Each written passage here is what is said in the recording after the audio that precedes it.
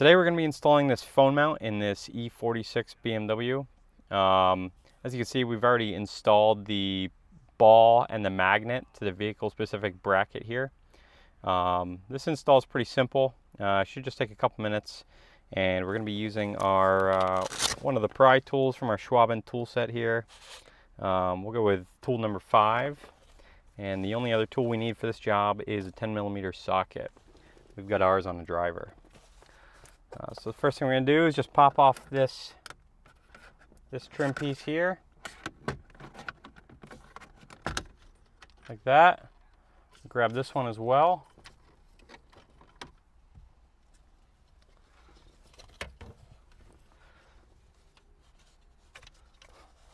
And then we've already removed the nut that we're going to have to take off, but you would just remove this 10mm nut. Phone mount's going to install right here.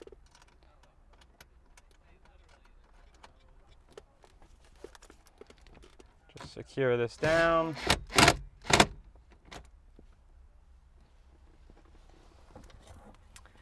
And then install is going to be reversive removal.